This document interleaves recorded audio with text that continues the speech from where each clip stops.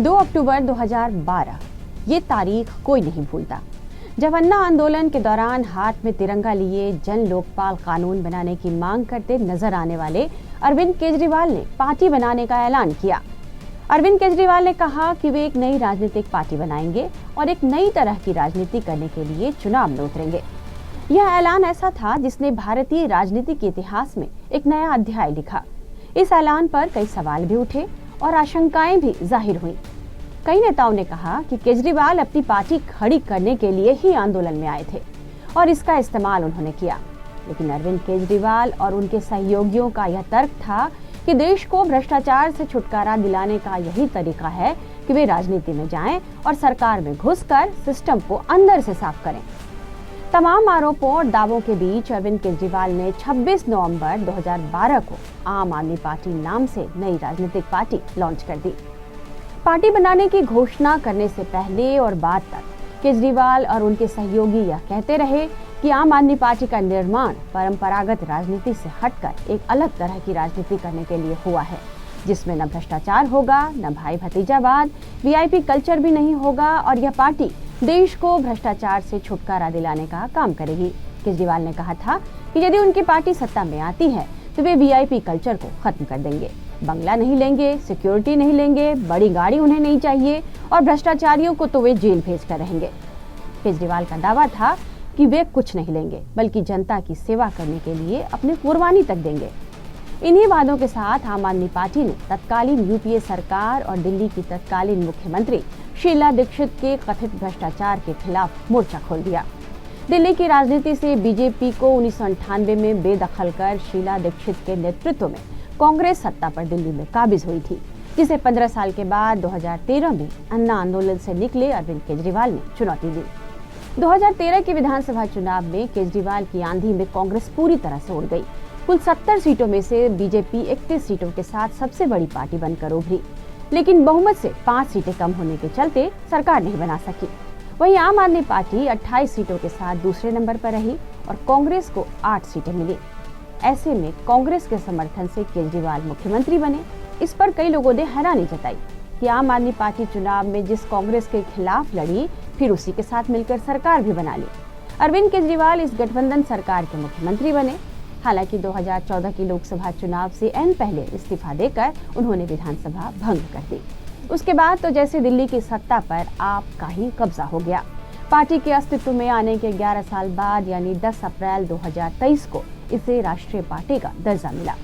जब केजरीवाल पहली बार दिल्ली के सीएम बने, उस समय देश भर में आम आदमी पार्टी और केजरीवाल की सादगी के चर्चे होने लगे। दिल्ली के मुख्यमंत्री पद की शपथ लेने के लिए केजरीवाल मेट्रो से पहुंचे। उनके साथ ही विधायक भी मेट्रो में चढ़े। केजरीवाल और उनके मंत्रियों ने शपथ समारोह के लिए खास तौर पर नए कपड़े भी नहीं सिलवाए थे, जैसा कि आमतौर पर नेता करते हैं। केजरीवाल के शपथ ग्रहण समारोह में हिस्सा लेने के लिए एंट्री पास की भी जरूरत नहीं थी।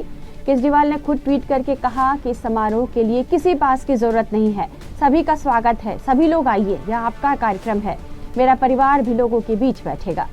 अरविंद केजरीवाल ने शुरू में सत्ता के करीब जाकर सादगी को हथियार बनाया। उनके बारे में कहा जाने लगा कि वह भारतीय राजनीति को प्रभावित करने वाला सबसे सशक्त तरीका अपना रहे हैं। लोग इसे पसंद करने लगे, चर्चा करने लगे।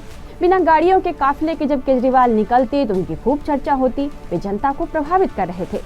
आंदोलन से निकली यह पार्टी व्यवस्था परिवर्तन और नई किस्म की राजनीति करने के वादे के साथ आई थी। देश भर में लोगों को उम्मीद बंधी थी कि भारतीय राजनीति में एक मौलिक बदलाव आ रहा है। 2015 में आम आदमी पार्टी जीती तो राहुल गांधी ने एक बयान दिया और उन्होंने कहा कि हमें आम आदमी पार्टी से सीखना चाहिए।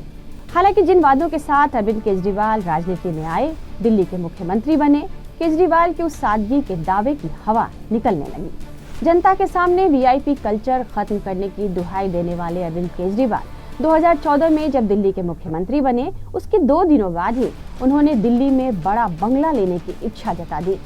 उन्होंने भगवान दास रोड पर सरकारी बंगले के लिए अनुरोध किया। हालांकि बाद में इस पर विवाद होने पर उन्होंने यह बड़ा घर लेने से इनकार कर दिया।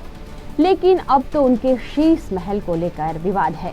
उनके सरकारी आवास को लेकर बीजेपी ने यह आरोप लगाया कि दिल्ली के मुख्यमंत्री अरविंद केजरीवाल ने 2020-22 के दौरान अपने आधिकारिक आवास के नवीनीकरण पर 45 करोड़ रुपए खर्च किए।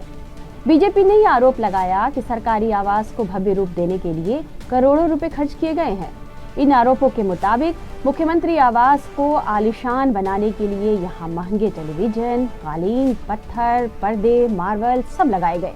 यानी केजरीवाल की जिन लच्छेदार बातों को सुनकर दिल्ली की जनता ने सीधे सादे और सामान्य दिखने वाले केजरीवाल को चुना था और दिल्ली की सत्ता की चाबी सौंपी थी, वही केजरीवाल इतने वीआईपी हो गए कि उनके रहने के लिए विलास विला तैयार किया गया। अब केजरीवाल अपने तमाम वरिष्ठ साथियों के साथ शराब नीति घोटाले में जेल में पहुंच गए हैं। केजरीवाल की जेल जाने पर अन्ना हजारे ने अपनी टिप्पणी की है। अन्ना हजारे ने क्या कहा है वो हम आपको सुनाते हैं। शराब के बारे में आप क्यों बोलते हो? समाज के कई अच्छे प्रश्न है ना, उस पर बात करो। शराब की पॉलिसी, अरे शराब ये बुरी है, ये सब जानते हैं। उसकी पॉलिसी करना कहाँ तक बराबर है? हम लोग जो काम किया, अरविंद हमारे साथ में, ये समाज के भलाई के काम कई सालों से हम लोग करते आए। उनके दिमाग में ये बातें कैसे आ गई पता नहीं। अन्ना, इस बारे में आपने उनको कई बार पत्र भी लिखा था। पत्र भी लिखा, लेकिन उनके दिमाग में ये बात बैठी नहीं और आखिर अटैक हो गया। अभी अटैक हो गई तो कानून और सरकार वो देखेंगे सही क्या गलत क्या है। अन्ना, आखिरी सवाल, कहीं ना कहीं दुख होता है क्या? एक वक्त में अरविंद केजरीवाल आपके साथ आंदोलन में शामिल थे और आज अरविंद केजरीवाल को अटक होते हुए आप देख रहे हैं, कहीं ना कहीं दुख होता है? कहीं ना कहीं दुख होता है आपको? एक वक्त में आंदोलन में अरविंद। दुख नहीं होता, समाज के भलाई के लिए, अच्छे काम के लिए जो हानि पहुंचती उसका दुख होता, क्योंकि मेरे सामने पूरा समाज और देश, ऐसी बातों के लिए मुझे दुख नहीं होता। वे केजरीवाल, जिनकी राजनीतिक यात्रा कांग्रेस के कथित भ्रष्टाचार को लेकर पारंपरिक नेताओं को पानी पी पी कर कोसने से शुरू हुई, सत्ता में आने के पहले जिन बातों को वो कहा करते थे, अब वो उससे उलट नजर आ रहे हैं। अब विश्लेषकों का कहना है कि अरविंद केजरीवाल वही कर रहे हैं जो बाकी राजनीतिक दल करते रहे हैं। शुरुआती दौर में भ्रष्टाचार के मुद्दे को लेकर आम आदमी पार्टी आक्रामक थी। एक वक्त केजरीवाल लिस्ट जारी किया करते थे, किस देश में कौन कौन से नेता भ्रष्ट हैं, वे नाम बताया करते थे। लेकिन धीरे धीरे भ्रष्टाचार पर केजरीवाल खामोश रहने लगे। भ्रष्टाचार अब उनके लिए मुद्दा नहीं रह गया। यानी जो एक पार्टी बड़ा खास बनने आई थी, वो भी आम पार्टियों की तरह साधारण ही बनकर रह गई। इस वीडियो को लाइक और शेयर कीजिएगा और इस तरह की तमाम वीडियोस के लिए अब बने रहिए टाइम्स नाउ नव भारत के डिजिटल प्लेटफॉर्म के साथ।